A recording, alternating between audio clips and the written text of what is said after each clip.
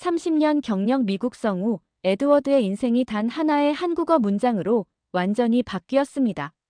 튀르키예 대참사 현장에서 마주한 그 말 한마디. 그 안에 담긴 충격적인 힘은 지금 유럽과 미국을 뒤흔들고 있습니다. 세계 최고의 성우조차 무너뜨린 한국어의 따뜻한 울림. 그리고 70년 전부터 이어져 온 형제국의 놀라운 비밀, 지금부터 믿기 어려운 그 감동 실화를 전해드립니다. 저는 32년 차 라디오 성우 에드워드 그랜트입니다. 시카고에서 태어나 이 도시의 소리와 함께 성장했죠. 제 목소리는 수많은 오디오북과 다큐멘터리를 통해 미국인들의 귀에 익숙한 소리가 되었습니다. 완벽한 발음과 정확한 억양, 그리고 감정을 절제한 안정적인 톤이 제 목소리의 트레이드마크이고, 업계에서는 절대 실수하지 않는 에드워드라는 별명으로 불리기도 했어요. 항상 감정보다는 정확성을, 즉흥성보다는 계산된 톤을 선호했던 저였습니다. 마치 기계처럼 정밀하게 말하는 것이 프로페셔널한 성우의 자세라고 믿었던 거죠. 수십 년간 이런 신념으로 수천 개의 프로젝트를 완성했습니다. 제 목소리는 명료했고 오류가 없었으며 완벽히 통제된 상태였죠. 하지만 그런 완벽함 속에서 뭔가 빠져있다는 느낌이 종종 들었습니다. 그것이 무엇인지 정확히 알 수 없었지만 무언가 채워지지 않은 빈 공간 같았어요. 그리고 그것은 모두 지난 2월의 어느 눈 내리는 날, 제가 튀르키예 대지진 관련 다큐멘터리를 녹음하기 전까지의 이야기였습니다. 그날은 시카고에 폭설이 내렸습니다. 평소보다 일찍 일어나 눈을 치우고 차 엔진을 예열하는데 시간을 쏟았죠. 추위에 몸을 떨며 스튜디오에 도착했을 때 이미 PD와 제작진은 분주히 움직이고 있었습니다. 따뜻한 커피 한 잔으로 몸을 녹인 후 녹음실로 들어갔습니다. 에드워드, 오늘 다큐는 특별해요. 이번 튀르키예 대지진은 역사상 가장 파괴적인 재난 중 하나였어요. 피해자들의 고통과 구조대원들의 헌신을 잘 전달해 주세요. PD의 말에 저는 진지하게 고개를 끄덕였습니다. 재난 다큐멘터리는 제가 가장 많이 맡는 작업 중 하나였습니다. 사실 이런 무거운 주제를 다룰 때도 감정에 휘둘리지 않는 것이 제 강점이었죠. 마치 의사가 환자를 대할 때 감정을 배제하듯 저도 이야기의 내용과 제 감정을 철저히 분리해왔습니다. 스튜디오에 앉아 모니터를 응시하며 대본을 훑어보던 저는 부록 영상에서 한국 구조대원의 인터뷰가 있다는 것을 발견했습니다. 흙과 먼지로 뒤덮인 얼굴, 피로에 지친 눈. 그리고 그 아래에 짧은 한국어 문장과 영어 자막이 보였습니다. 끝까지 포기하지 않을 겁니다. 영상을 보는 순간 뭔가 다른 점을 느꼈습니다. 이전에도 수많은 구조대원들의 인터뷰를 보았지만 이 한국 구조대원의 눈빛에는 특별한 결의가 담겨 있었습니다. 마치 희생자들과 자신을 동일시하는 듯한 그런 깊은 공감의 눈빛이었죠. PD가 지시했습니다. 에드워드, 이 부분은 원래 음성을 그대로 쓰고 나중에 자막으로 처리할 거니까 녹음은 넘어가자고요. 저는 고개를 끄덕였지만 귀를 기울여 한국 구조대원의 말을 들었습니다. 평범한 문장이었습니다. 하지만 그 목소리의 끝에서 느껴지는 미세한 떨림이 제 귀를 사로잡았습니다. 그것은 단순한 성우의 실수가 아니었습니다. 그 떨림 안에는 깊은 감정이 담겨 있었죠. 마치 그 구조대원의 영혼이 목소리를 통해 전해지는 것 같았습니다. 심장이 빠르게 뛰기 시작했습니다. 30년이 넘는 경력 동안 이런 경험은 처음이었습니다. 저도 모르게 입술이 움직였습니다. 한 번만 더 틀어주시겠어요? 제가 조심스럽게 요청했습니다. PD는 의아해하면서도 다시 재생했습니다. 끝까지 포기하지 않을 겁니다. 그 짧은 문장이 제 가슴을 더 강하게 두드렸습니다. 그 목소리는 마치 오랫동안 굳게 닫혀있던 제 마음의 문을 두드리는 것 같았습니다. 30년 넘게 감정을 억제하며 기술적 완벽함만 추구해온 제가 한국어 한 문장에 마음이 흔들렸습니다. 순간 아내를 잃었던 그날이 떠올랐습니다. 제가 슬픔을 표현하는 대신 일에 몰두하며 모든 감정을 억눌렀던 그 순간들. 그 순간 저는 깨달았습니다. 제가 모든 녹음에서 없애려고 노력했던 그 미세한 떨림, 그것이 바로 진정한 감정의 전달자라는 것을. 에드워드, 괜찮아요? PD의 걱정스러운 목소리에 저는 현실로 돌아왔습니다. 네, 괜찮습니다. 계속하죠. 이렇게 말했지만 제 마음은 여전히 그 한국어 문장에 머물러 있었습니다. 처음으로 저는 녹음 중에 집중력이 흐트러지는 경험을 했습니다. 그 구조대원의 목소리가 계속해서 제 귀에 맴돌았거든요. 녹음이 끝난 후에도 그 목소리가 제 귀에서 떠나지 않았습니다. 스튜디오를 나서는 순간부터 제 마음은 혼란스러웠습니다. 30년 넘게 쌓아온 제 직업적 신념이 단 한 문장에 흔들렸습니다. 주차장에 서서 하늘에서 내리는 눈을 바라보다 문득 깨달았습니다. 이런 감정의 동요를 마지막으로 느꼈던 때가 언제였는지. 아마도 5년 전 아내 리사가 세상을 떠났을 때였을 거예요. 차에 타서 엔진을 켰지만 바로 출발하지 않았습니다. 그저 히터의 따뜻한 바람을 맞으며 생각에 잠겼습니다. 제 직업 생활 전체를 돌아보게 되었어요. 왜 저는 항상 감정을 억제하려 했을까요? 왜 목소리의 떨림을 실수로 여겼을까요? 아마도 감정을 표현하는 것이 약점을 드러내는 일처럼 느껴졌기 때문일 겁니다. 아내가 떠난 후 저는 더욱 완벽한 성우가 되기 위해 노력했습니다. 그것이 제 슬픔을 견디는 방법이었으니까요. 운전하는 내내 그 문장을 되뇌었습니다. 끝까지 포기하지 않을 겁니다. 알 수 없는 언어였지만 그 안에 담긴 감정은 명확했습니다. 그 구조대원의 목소리에서는 결의와 희망, 그리고 깊은 인간애가 느껴졌습니다. 집으로 돌아오는 길에 저는 오랜만에 마음이 따뜻해지는 것을 느꼈습니다. 눈이 쌓인 차도를 조심스럽게 지나 집 앞에 주차했습니다. 평소보다 일찍 퇴근한 터라 집 창문에서 흘러나오는 따뜻한 빛이 더욱 반가웠습니다. 현관문을 열자마자 요리하는 냄새가 코를 자극했고 부엌에서 흘러나오는 음악 소리가 들렸습니다. 집에 도착하자 여동생 케이트가 앞치마를 두른 채 현관에서 저를 맞이했습니다. 케이트는 3년 전부터 저의 집에서 거주하고 있습니다. 처음에는 일시적인 거주라고 생각했지만 아내를 잃은 후 케이트는 제게 가족이자 친구가 되어 주었습니다. 제가 감정 표현에 서툴러도 케이트는 항상 제 마음을 이해해 주었죠.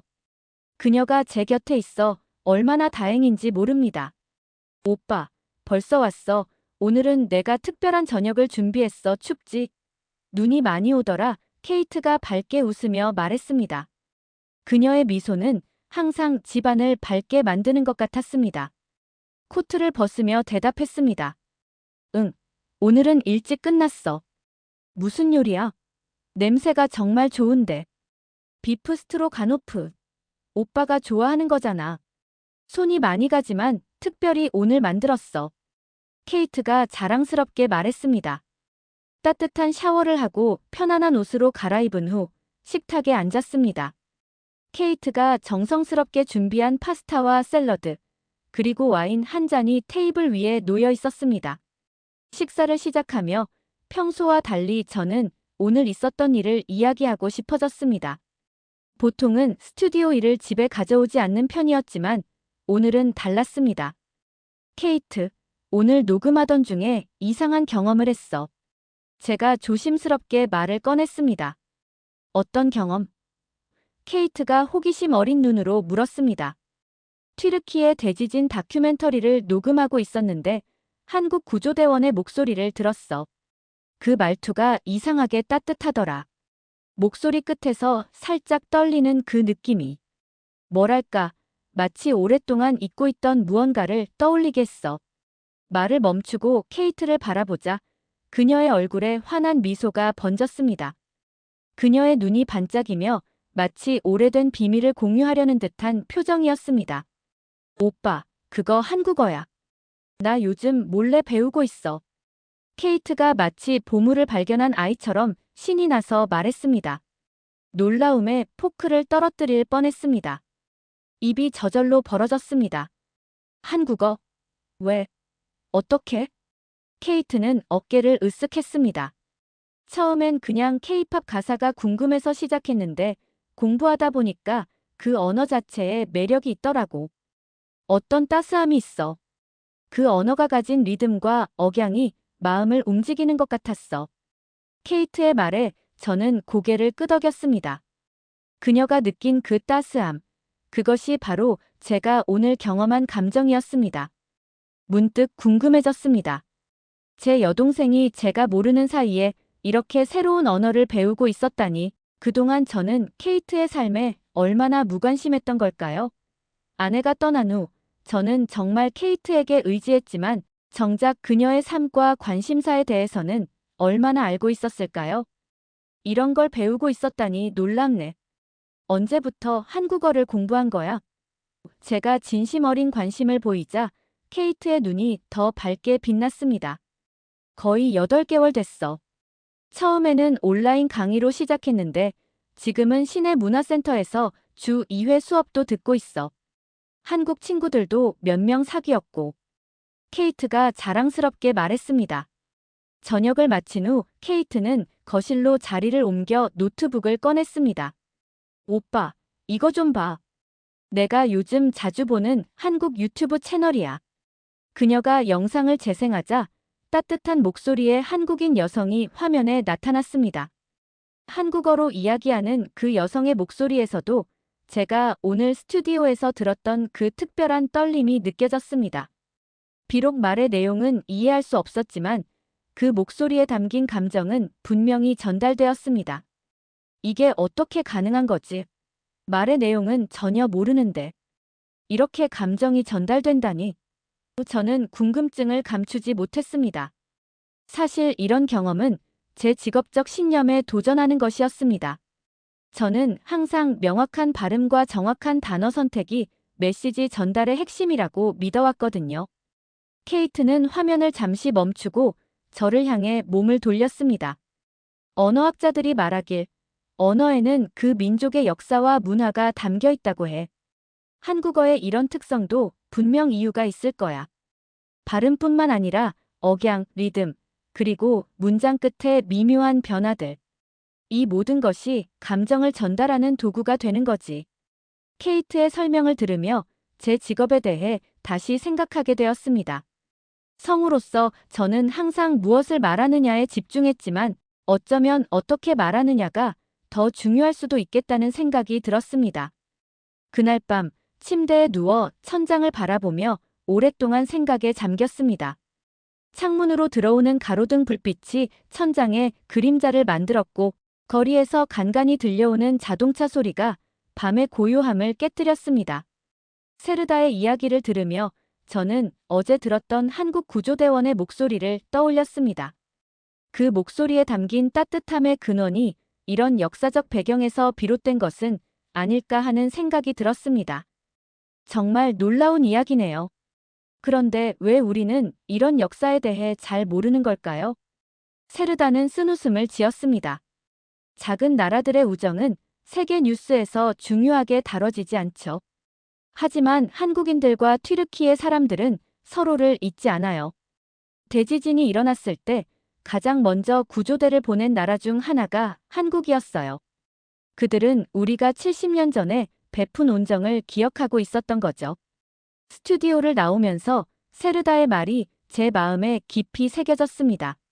언어는 단순한 의사소통 도구가 아니라 역사와 감정이 녹아든 문화의 결정체라는 것을 깨달았습니다. 가슴 깊은 곳에서 무언가가 움직이는 느낌이 들었습니다. 집에 돌아와 케이트에게 세르다에게 들은 이야기를 전했습니다. 케이트는 감동한 표정으로 듣다가 말했습니다. 오빠, 그 구조대원 목소리엔 마음이 담겨 있었던 거야. 단순한 말이 아니라 역사와 감정이 녹아든 마음이. 케이트의 말에 저는 고개를 끄덕였습니다. 오랫동안 감정을 억누르며 살아온 제게 그 구조대원의 목소리는 잊고 있던 무언가를 일깨워 주었습니다. 나도 한국어를 배워볼까? 제가 조심스럽게 물었습니다. 케이트의 얼굴에 환한 미소가 번졌습니다. 당연하지. 내가 첫 선생님이 되어줄게.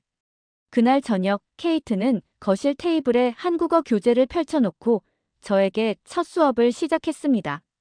자, 따라해봐. 안녕하세요. 안녕하세요. 제 입에서 나온 발음은 어색했지만 케이트는 기뻐하며 박수를 쳤습니다. 정말 잘했어. 이번에는 감사합니다를 해볼까? 감사합니다. 두 번째 시도는 조금 더 자연스러웠습니다. 1시간 동안 기본적인 인사말을 배운 후 케이트는 제게 물었습니다. 어때?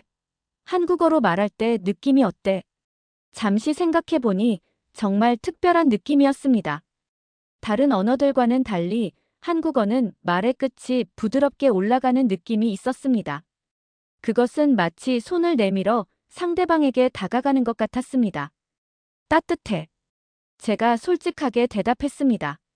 마치 누군가에게 손을 내미는 것 같은 느낌이야. 케이트가 미소 지었습니다. 바로 그거야. 한국어에는 상대방을 배려하는 문화가 담겨 있어. 존댓말이라고 하는데 상대방을 존중하는 표현이 언어 자체에 녹아 있는 거지. 그날 밤, 저는 처음으로 다른 시각으로 제 직업을 바라보게 되었습니다. 지금까지 저는 단어를 정확하게 발음하는 데만 집중했지만, 이제는 그 단어 속에 담긴 감정과 문화까지 전달하고 싶다는 욕구가 생겼습니다. 다음 날부터 저는 스튜디오에서의 녹음 방식을 조금씩 바꿔나갔습니다. 완벽한 발음보다는 진정성 있는 전달에 초점을 맞추기 시작했죠. 처음에는 PD들이 의아해했지만 곧 그들도 달라진 제 목소리에 긍정적인 반응을 보였습니다. 에드워드, 오늘 녹음은 뭔가 달랐어요. 더 생동감이 느껴졌달까? 한 PD가 말했습니다. 저는 미소 지었습니다. 제 목소리에 드디어 마음이 담기기 시작한 것입니다. 한국어 공부는 계속되었고 케이트는 제게 단순한 언어 이상의 것을 가르쳐 주었습니다. 그녀는 한국 문화와 역사, 그리고 한국어가 세계적으로 인기를 얻게 된 배경에 대해서도 설명해 주었습니다. 오빠, 프랑스에서도 한국어 인기 많아. 그냥 말이 예뻐서 배우는 거래. 한국어의 리듬감과 억양이 음악적이라고 해. 케이트의 말을 들으며 저는 생각했습니다. 언어가 국경을 넘어 사람들의 마음을 움직이는 힘이 있다는 것을. 그리고 그것은 제가 32년간 추구해온 것이기도 했습니다. 몇 달 후 미국 성우협회에서 주최하는 세미나에 초청받았습니다. 주제는 글로벌 시대의 성우 역할이었습니다. 발표를 준비하면서 저는 제가 경험한 한국어의 감정적 힘에 대해 이야기하기로 결심했습니다. 발표 당일, 저는 제가 어떻게 한국어 한 문장을 통해 성우로서의 관점이 바뀌게 되었는지, 그리고 한국과 튀르키예의 역사적 관계가 언어에 어떻게 반영되어 있는지를 설명했습니다. 발표를 마치며 저는 배운 한국어 문장으로 마무리했습니다. 여러분의 목소리가 누군가의 마음에 닿기를 바랍니다. 감사합니다. 발표가 끝나자 청중들은 열렬한 박수를 보내주었습니다. 여러 동료들이 다가와 감사의 인사를 전했고 자신들도 비슷한 경험이 있다며 공감을 표했습니다. 집에 돌아와 케이트에게 발표 영상을 보여주었습니다. 영상을 본 케이트는 감동의 눈물을 흘리며 말했습니다. 오빠, 이제 목소리에 진짜 따뜻함이 느껴져. 단순히 기술적으로 완벽한 게 아니라 마음이 담겨 있어. 케이트의 말에 저는 미소 지었습니다. 32년 만에 저는 진정한 성우의 의미를 깨달았습니다. 그것은 단순히 정확한 발음으로 정보를 전달하는 것이 아니라 목소리를 통해 마음을 나누는 것이었습니다. 몇 주 후 케이트의 생일을 맞아 우리는 동네에 새로 생긴 한국 음식점에 가기로 했습니다. 테이블에 앉자 케이트가 장난스럽게 말했습니다. 오빠, 오늘은 오빠가 한국어로 주문해봐. 평소 같았으면 부담스러워했겠지만 이제는 달랐습니다. 저는 자신감 있게 웨이터를 향해 말했습니다. 안녕하세요. 불고기 2인분 부탁드립니다. 직원이 놀란 표정으로 저를 바라보았습니다. 한국말 정말 잘하시네요. 케이트가 웃으며 박수를 쳤고 저도 함께 웃었습니다. 이 작은 순간에 저는 큰 행복을 느꼈습니다. 한 언어가 제 목소리를, 그리고 인생을 바꿨습니다. 그 목소리에 담긴 따뜻함은 전쟁을 넘어 이어진 형제국의 기억에서 비롯된 것이었죠. 식사를 마치며 케이트와 건배했습니다. 케이트, 고마워. 내가 아니었으면 난 영원히 이 따뜻함을 느끼지 못했을 거야. 케이트는 미소 지었습니다. 오빠, 그 따뜻함은 원래 오빠 안에 있었어. 단지 깨우는 방법을 몰랐을 뿐이지. 그날 밤, 집으로 돌아오는 길에 튀르키예 대지진 현장의 한국 구조대원의 목소리가 다시 떠올랐습니다. 끝까지 포기하지 않을 겁니다. 이제 저는 그 문장이 단순한 약속이 아니라 깊은 역사와 형제의 표현임을 알았습니다. 저는 이제 매일 아침 녹음 스튜디오에 들어가기 전에 스스로에게 말합니다. 오늘도 마음을 담아 이야기하자. 그리고 그때마다 제 목소리 끝에는 작은 떨림이 깃듭니다. 그것은 더 이상 없애야 할 실수가 아니라 제가 자랑스럽게 전하고 싶은 진심의 표현입니다. 한 언어가 한 사람의 목소리를 그리고 인생을 바꿨습니다. 그 목소리에 담긴 따뜻함은 전쟁을 넘어 이어진 형제국의 기억에서 비롯된 것이었죠. 그리고 이제 그 따뜻함은 제 목소리를 통해 다른 이들에게도 전해지고 있습니다. 오늘의 사연 어떠셨나요? 한국어 한 문장이 30년 경력의 미국 성우의 삶을 어떻게 변화시켰는지를 함께 지켜봤습니다. 언어는 단순한 의사소통을 넘어 사람의 마음을 움직이고 영혼의 온기를 불어넣는 힘이 있습니다. 한국어의 정서적 깊이와 문화적 울림은 전 세계 사람들에게 새로운 시각과 깊은 감동을 전하고 있습니다. 형제국 튀르키예와 한국의 이야기처럼 진정한 소통은 국경을 넘어 마음과 마음을 이어주는 길임을 우리는 다시금 깨닫습니다. 여러분의 생각을 아래 댓글에 남겨주세요. 그리고 감동적인 사연을 주변 사람들과 공유하고 함께 이야기 나눠보세요. 구독과 좋아요, 알림 설정은 영상 제작에 큰 힘이 됩니다. 지금까지 한국인의 위상을 알려드리는 꼬레아 TMI입니다. 오늘 하루도 행복한 하루 보내세요.